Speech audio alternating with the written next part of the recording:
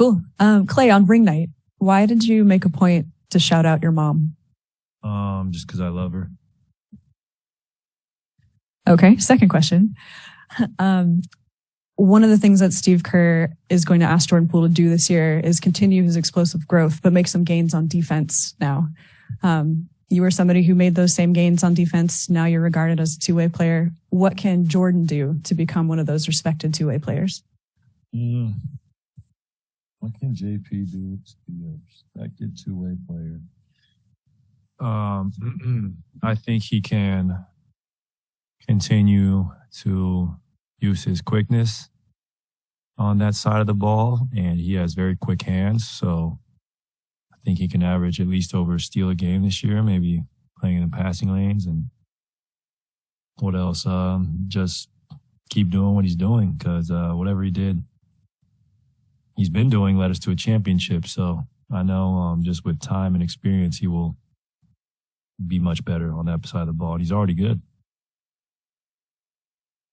We weren't able to talk to you after the opener, but just what was that like? Your first one in 3 years. It was ring night. It was amazing. It was such an amazing night. It was such a special night. I'll never forget that this past opening night, like especially for what we've been through the years prior. It was so special, and it was great to hear the audience or our Dub Nation be so excited. We look forward to doing it more, or at least again. So that was a special, special night. So does the ring, like, you unscrew it, is it smooth or does it take a little bit of work? It's pretty unique. It's a really cool feature. I love that. We didn't see the ring nor design them, but it exceeded all my expectations. What a beautiful piece of jewelry. And just an amazing accomplishment for the whole organization. How would you kind of describe Jamichael Green's presence in the locker room so far? Well, J Mike is quiet and seems like he keeps to himself, but I love his game. I love his tenacity. I love his physicality, especially on the offensive glass, and his ability to knock down the three ball. And he's tough. So what a great pickup for us. And we have such incredible front court depth this year, and he's a big reason why. The Nuggets are coming here on Friday, and I believe it's been written about how during Jamal's rehab process, you may have had conversations with him or just sent him words of encouragement. He injured himself at Chase Center. What kind of, added mental hurdle is that? I know you don't have to play at Oracle anymore, but does that kind of add a little? Could you imagine it does? I don't think so. I think it was a freak accident. And I didn't really talk to Jamal much after he did it.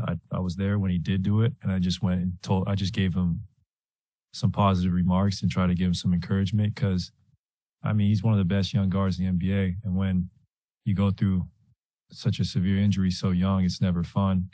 But I'm rooting for him, and they're obviously not the same team without him. So it's going to be fun playing them at full strength tomorrow.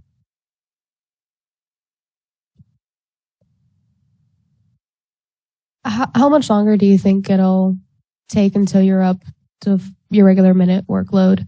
I don't think very long, but I feel great, and I'm going to keep working with the minutes I play. And if we keep winning and we're so deep, I'm in a very, very fortunate position to be able to do this. And I have complete faith in our training staff. They did lead me to a championship last year, so I trust their guidance wholeheartedly.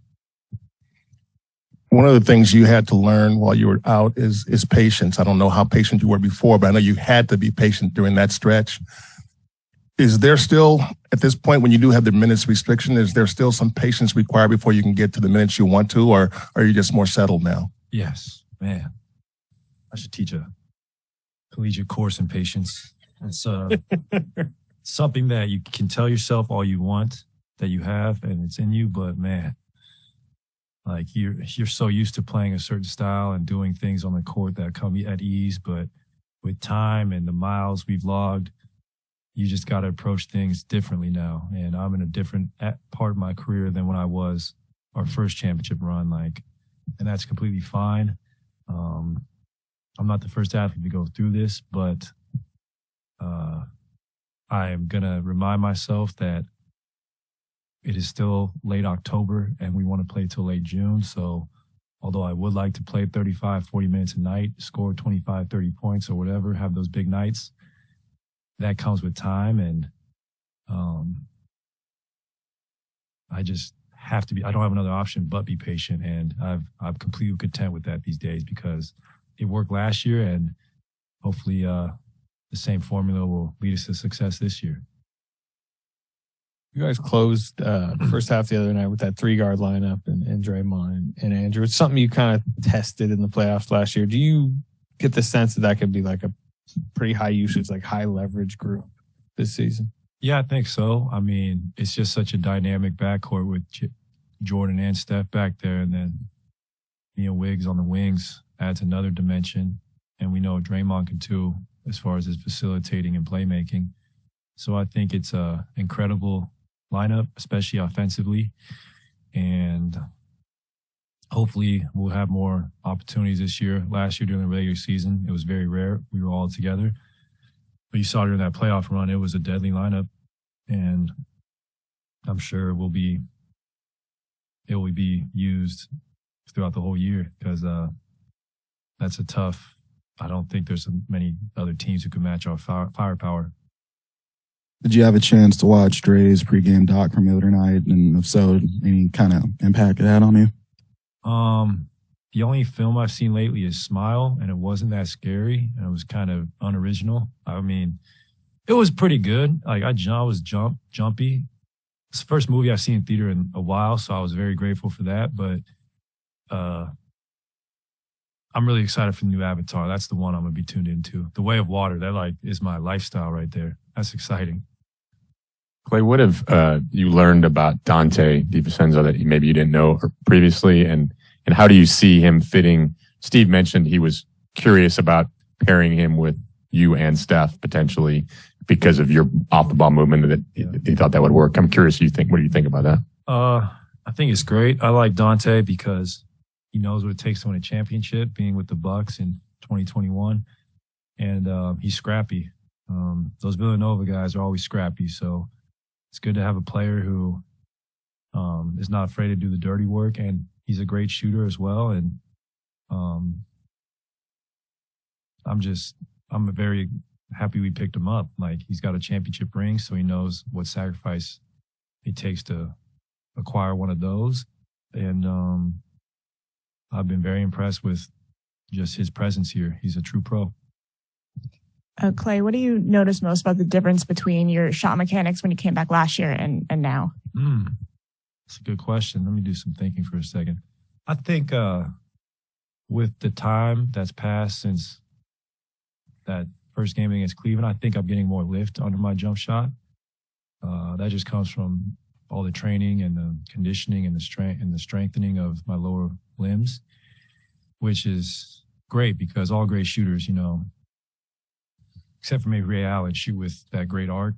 So for me, I can tell when I'm in a good rhythm by the arc of my shot. And these last 2 games I played, I've taken some bad shots, but for the most part, I've taken some really good shots, and they've all come within the flow of the offense. And I don't seem as rushed as I was last year because I've settled in. I know what it's like to play with these guys, and it just feels like I'm getting back to being myself. Klay, I know you said in the past you don't pay much attention to other teams, but with the Nuggets, with Jamal coming back and Michael coming back into the lineup, do you think this could be a nice early test for you guys? Just kind of see where you're at, see where they're at? Yeah, definitely. I mean, this team has had very good success in the playoffs. They made a West Finals not too long ago. Nicola's an MVP.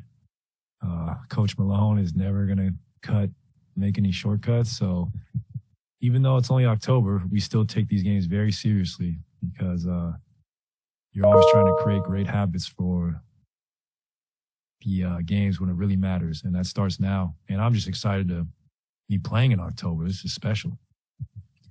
Where is your most recent championship ring right now? It is in a safe in a secret location. Like a bat cave? Pretty much. A bat cave. That's funny.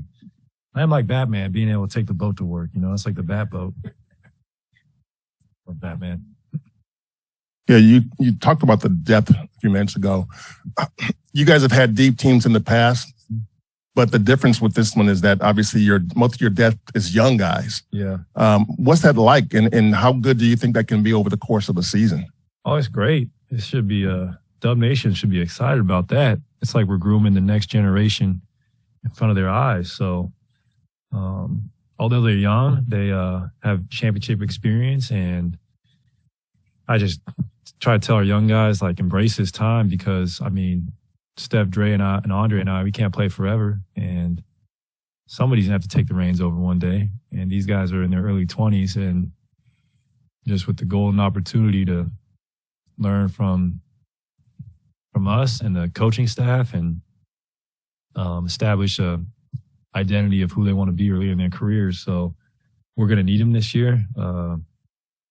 Although they're young, they're very mature, and our system really plays to everybody's strength. So it's a awesome position to have some very experienced veterans and some guys in the middle, and then the future that is growing right in front of our eyes. So what a time to be a fan of the Warriors. Do you have to remind yourself sometimes that you've got 4 guys in Moses and Jonathan, James, and Jordan? They're all 23 and under, and yet these are all guys that could be doing big things for you. Yeah, that's so cool. That's what a great sign for the future of Warriors basketball. I mean, our front office has done an incredible job, from scouting to drafting to developing, and all these guys will have very long NBA careers, productive careers. So and they're all very unique in the ways they play, and I'm very proud of the way they all work. They're here early, they stay late, and they really love the game. And that's such a key component to maximizing your potential. Also, there was a report out there. I have no intention of retiring in 2024. So if you write some shit like that, just be held accountable, because like, that's crazy. Just because I didn't play 5-on-5 doesn't mean I'm going to retire. Like, that is absurd. That's all I got to say.